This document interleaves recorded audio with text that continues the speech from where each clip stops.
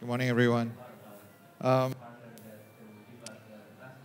so, when I came to this conference, I picked up a magazine and I wanted to tell you a story about the magazine that I read.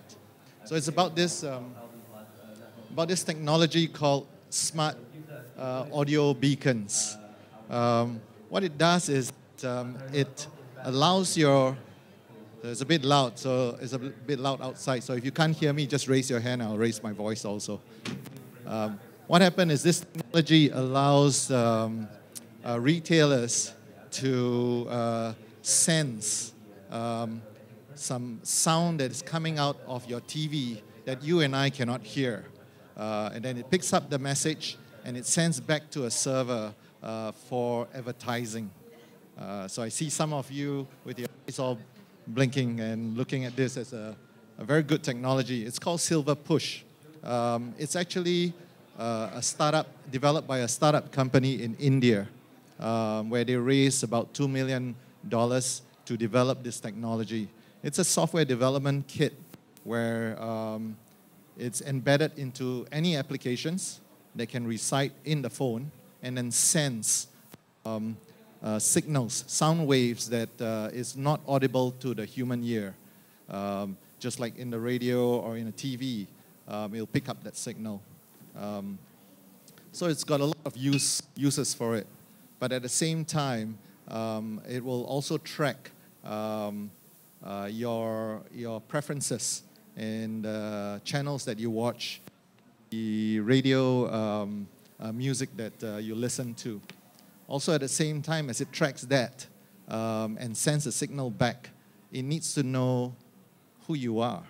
It needs to know the details in your phone, like your IMEI number, which is unique to every phone in this world.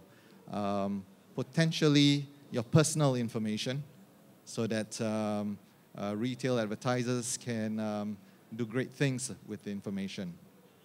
It then starts to cross the line between what's good and what's private. My name is Freddy. I'm responsible for the Accenture security practice in the ASEAN region. What we do is we help our clients to try and understand about emerging trends, about emerging threats to the organization, and how to develop a strategy to protect the enterprise, and how to then transform that strategy and then manage security within the enterprise. Today I wanted to just share with you two key areas with the short amount of time I have here.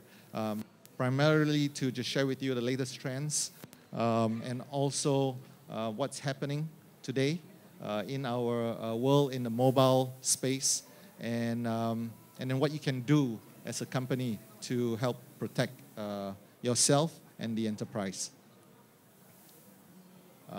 Mobile, as you can tell, mobile is everywhere. 9 out of 10 users or owners of mobile phones have their mobile phones near you. So I'm one of them. I have my mobile phone right next to me when I sleep because it's also my alarm clock, right? And mobile shoppers influence 75% or 3/4 of us are influenced by messages that we receive. As a matter of fact, my wife just received a message and she texted me. She said, her mobile operator has just upgraded her to 4G from her 3G just for a small fee if she wants.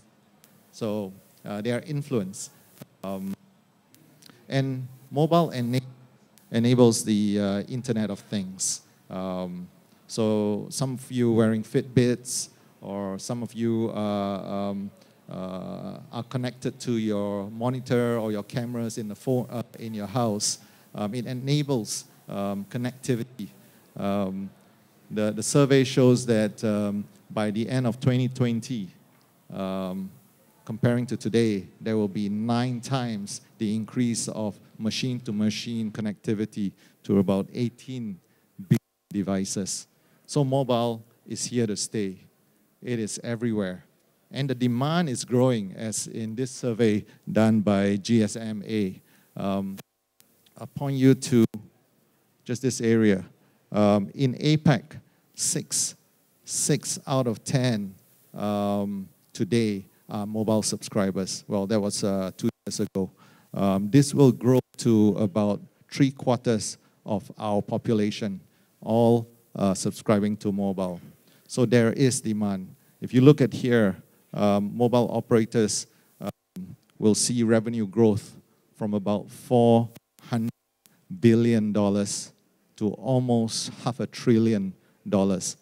So there's a lot of business.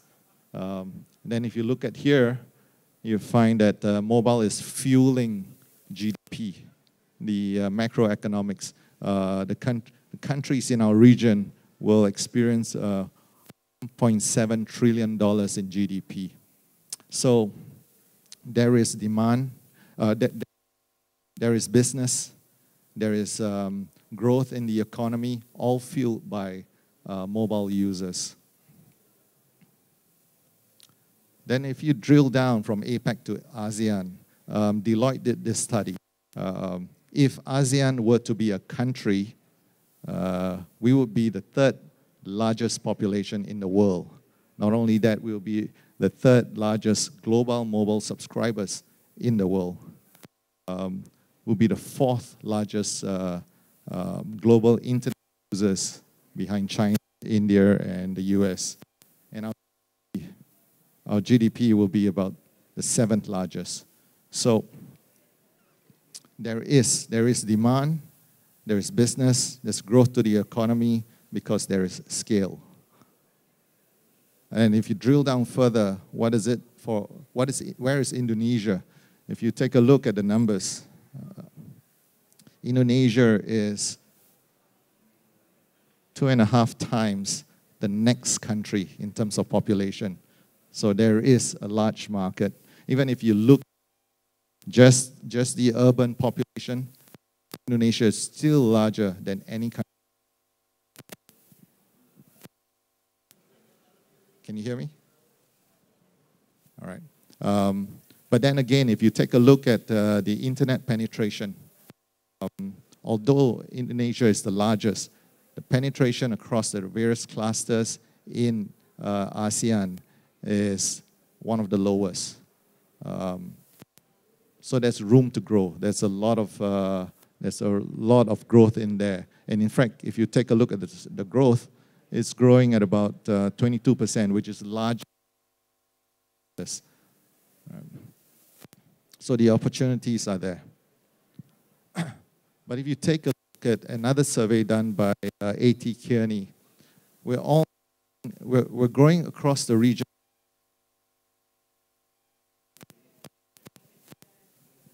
Battery just died.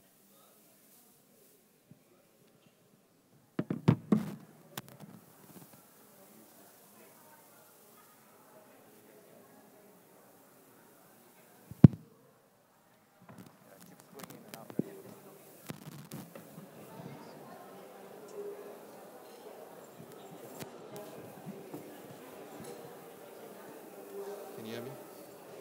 Why don't I just use this? You can use this one. Yeah.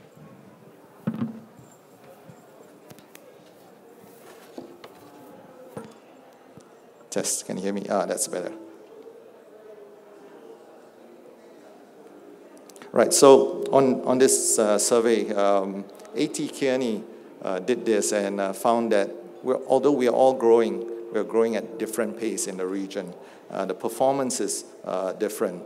If you take a look on the rightmost line, that is the performance of the developed countries like the UK and the US.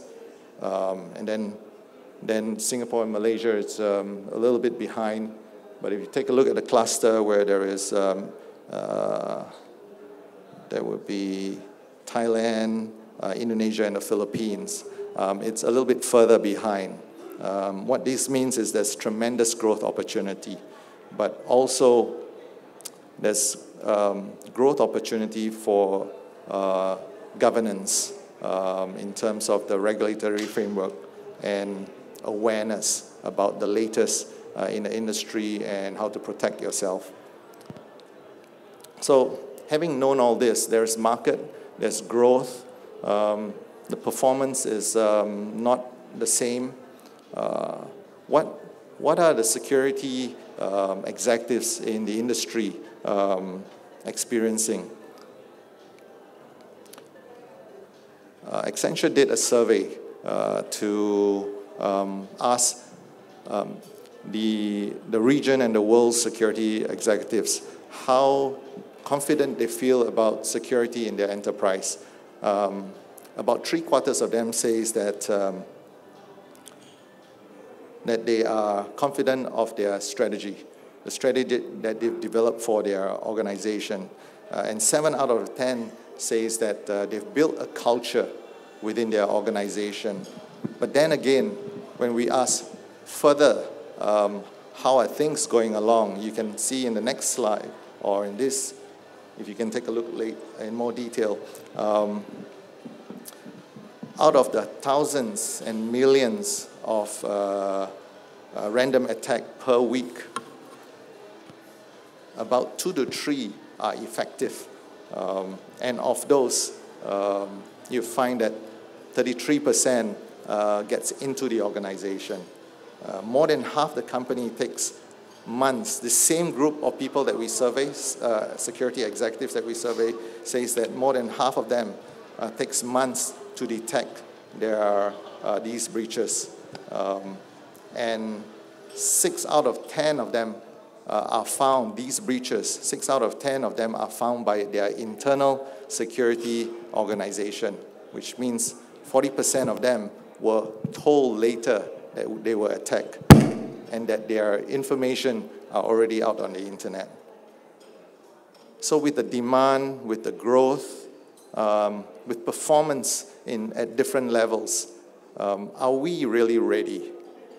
Are we ready to protect ourselves? Are we ready to protect our organization as we go into this mobile and digital economy? Well, the next slide will show you some of the latest news, and I just wanted to point out 2. You get the slides later, but I'll point out 2. The Yahoo hack. Just about 4 weeks ago, somewhere in late December or middle of December, Yahoo reported that they discovered an attack. But the interesting thing, and the attack, was that the hackers stole about 1 billion accounts.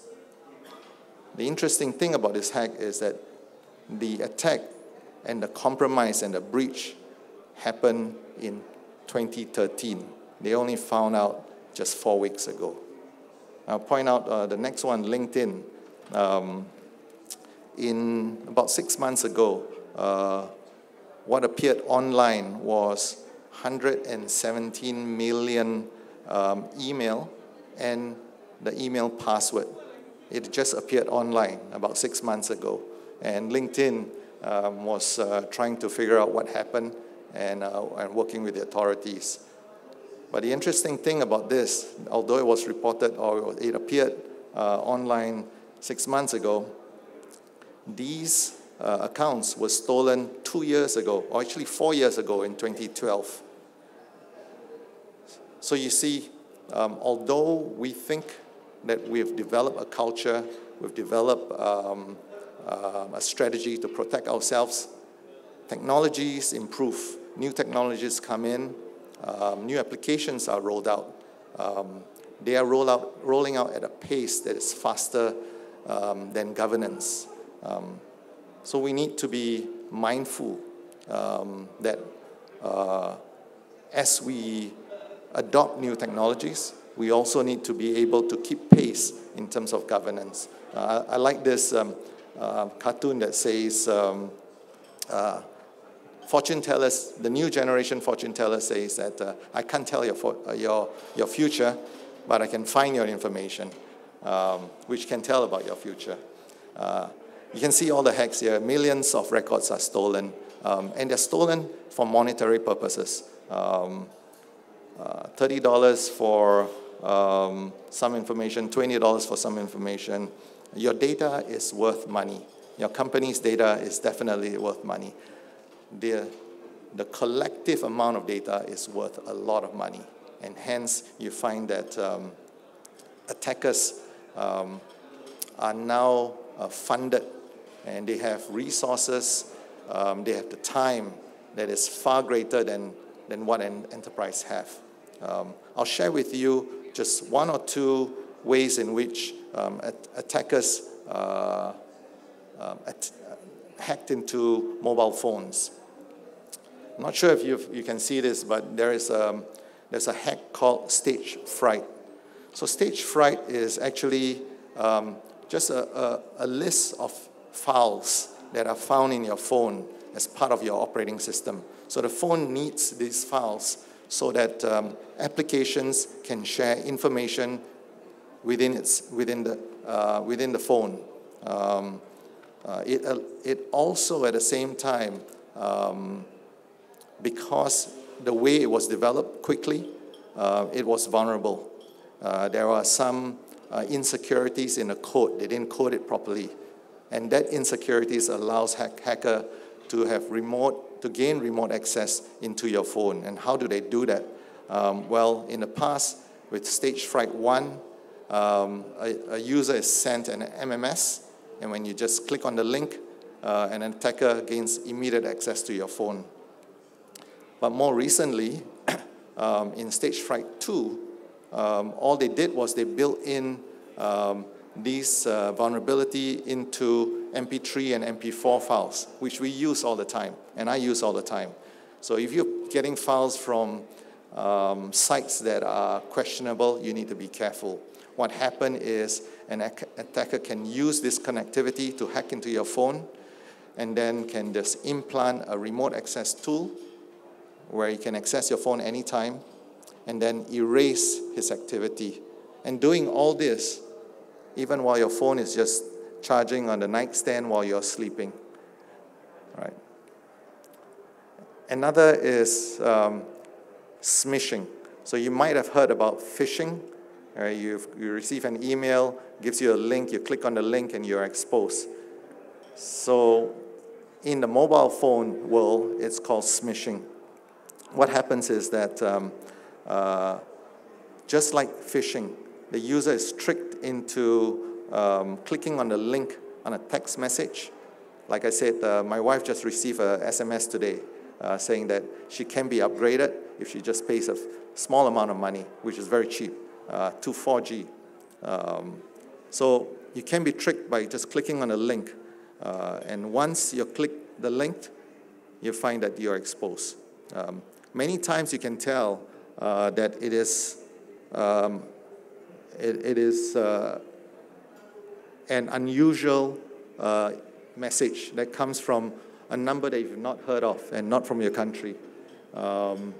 Many times you get messages like this, free things, so you can tell, you can suspect. Or this one gets a bit more difficult, but the number is unusual. Then you find that you get things like this that looks very, very legitimate. What happens is there are newer ways to impersonate where the number is. So one of the ways is, you know how you use your mobile phone, and this mobile phone changes as you move from one location to another because the base station is different. And the way that hackers do that is that they create a base station that is more powerful than the base station that's nearer to them. So as your phone moves around, it connects to the base station, but it connects to the strongest signal. So as it connects to the strongest signal, they can then blast SMS messages to you that look like it comes from a legitimate source, just like the third one. And what the attacker will do is they put that equipment, it's not expensive, they put equipment in the car. And the car these days, like the cars in Jakarta, is all tinted, so you can't tell what's happening inside. You go to a very busy urban site, and your base station is very strong. You blast your SMS messages to everyone, and you drive to another busy site where your base station is stronger than the next base station, so it starts blasting. This recent campaign of blasting SMS messages using this technique happened in China. So you can see the lower two images. It sends out messages saying that a customer's bank account will soon be made unavailable. So it's stated in Chinese.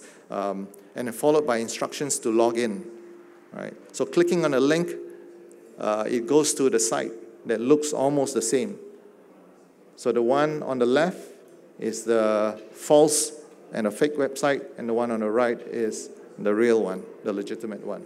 And you find that, you know, it's some users who are not aware, as technologies, as I said, technologies goes faster than our awareness, just get caught into this. And it happens all the time, if you've seen in those previous slides. I'll just go very quickly. So enterprises are faced with these challenges over and over again. But it's not all gloom. There are ways where you can develop a strategy that includes security as part of your business growth, a strategy that enables the business to go into different channels. We see that security has grown from more reaction to more compliance-based. Some of the industries are seeing it today, to threat-centric, and in future, security in the enterprise will be a market maker because it enables businesses, it enables retail, it gives trust to the client. So that's the future. And I'll leave you with one parting message on how to ensure that you include security into your strategy, into your business strategy. Essentially, being able to prepare, being able to predict, and then detect and respond should there be any breaches. So with that, I thank you very much, and I'm open to questions.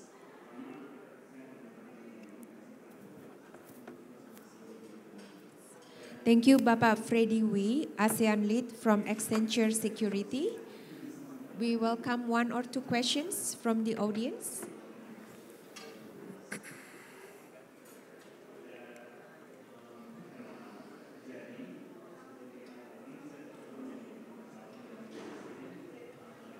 Is there any question?